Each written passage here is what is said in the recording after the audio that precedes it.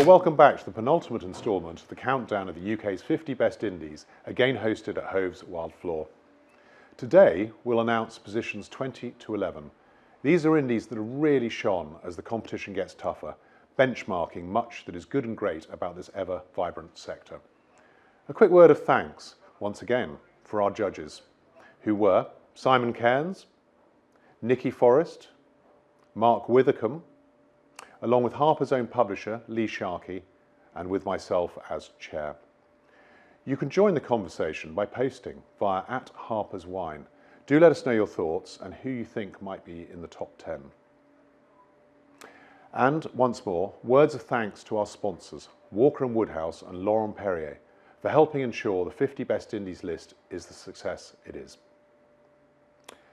So, we kick off with number 20.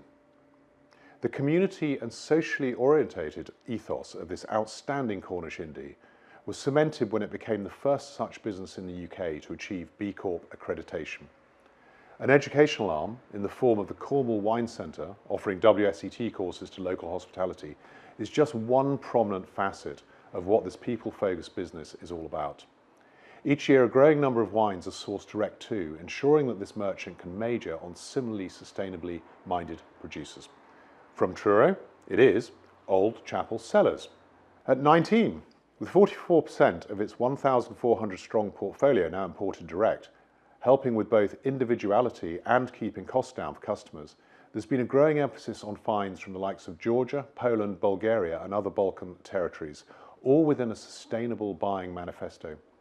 Deep investments in staff training, a website upgrade, an environmental impact assessment, plus a regular roster of tastings and educational workshops complete a compelling picture of a merchant that continues to deliver genuine value with great wines. It is London's Highbury Vintners. On to number 18.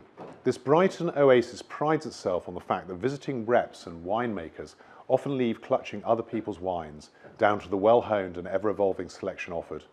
Community is a buzzword here, whether actively supporting various local charities or the prostate cancer podcast on this merchant's website.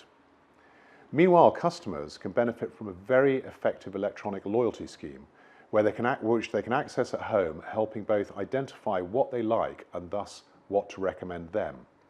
A very independently minded merchant. From the South Coast, it is the Butler's Wine Cellar. Our next indie is number 17. As an apostle for what's in the bottle, this London-based merchant has long gone the extra mile to help demystify wine for its customers. The meticulously chosen selection of wines are colour-coded with food-matching descriptions to boot, rooted in the ethos of simplifying and engaging novices and experts alike. And the 200-plus craft beers and a strong sake selection are icing on the cake.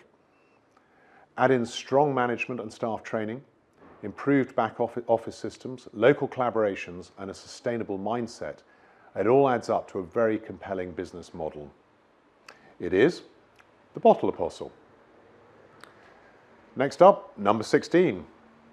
The priority here is unashamedly retail, with customer interaction the order of the day, boosted by regular tastings, informal bar hijack producer pour events, with keg and refillable offers feeding into a very sustainable ethos, attracting sommeliers and winemakers to shop here.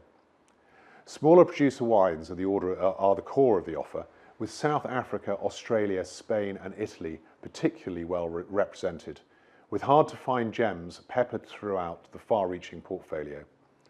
Local artisanal cheeses and charcuterie complete this palate-teasing picture. From London, it is Dvine Cellars. On to 15. From the wow factor of its home in an ample barn to the very smart and evolving website, by way of new duty-paid or in-bond solar-powered storage, allowing private customers to sell wines, but also an upping of wine shipped direct, there's much to commend with this Surrey Hills-based indie. Add in strong links with other local businesses, a clever new gift registry allowing wedding wish lists and the like to be hosted, plus a tie-in with an auction house to verify provenance of customers' wines, and the innovative ethos here is clearly very strong. From Guildford, it's Taurus wines. On to 14. The ethos of this plucky little Padstow hybrid is all about team and customer, but also with emphasis on its succinct portfolio, organised by style, ensuring that imbibing wine is as enjoyable and accessible as possible. There are many nice touches, such as an offshoot micro vineyard and craft winery, where customers are invited to become hands-on involved. Add in low-mile wines in keg, a gin partnership with a local distillery, a well-thought-out wine concession model with other local businesses and farm shops, plus much else besides, and all of this is done with a firm eye on sustainability. From Cornwall, it is bin 2. It's lucky for some at 13. This may be one of the oldest merchants of any kind in London, but such venerable tradition has never halted innovation at this go-ahead family firm.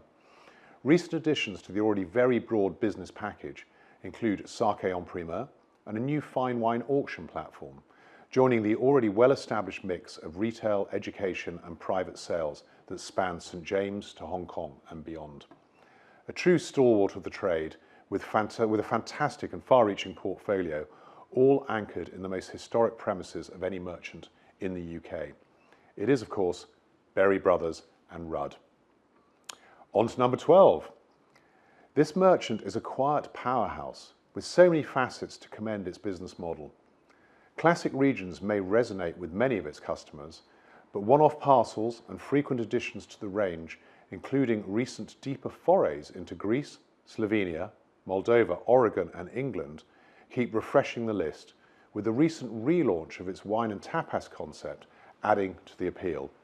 Elsewhere, there's a net zero plan in place involving the well-trained staff across all levels, with naturally lower alcohol wines and alternative formats also increasingly visible. All in all, a very strong all-rounder. From Shrewsbury, it's Tanner's Wines. And in at number 11, sustainability underpins all that this Suffolk-based merchant does, whether that be cutting its carbon footprint or the medley of community and social initiatives undertaken, with good staff training and incentives very much part of the mix.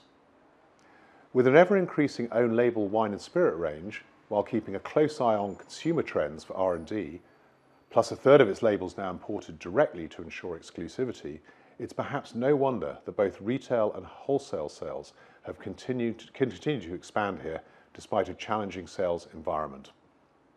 From Southwold, it is Adnams. So, we're on the cusp of the top 10. First up though, huge congratulations to all the indies that have made the list so far, gracing numbers 50 to 11, which puts all in the top 6% or so of the quality-focused independent wine and spirit merchants in the UK. Good stuff. And next up is the most elevated tranche of all.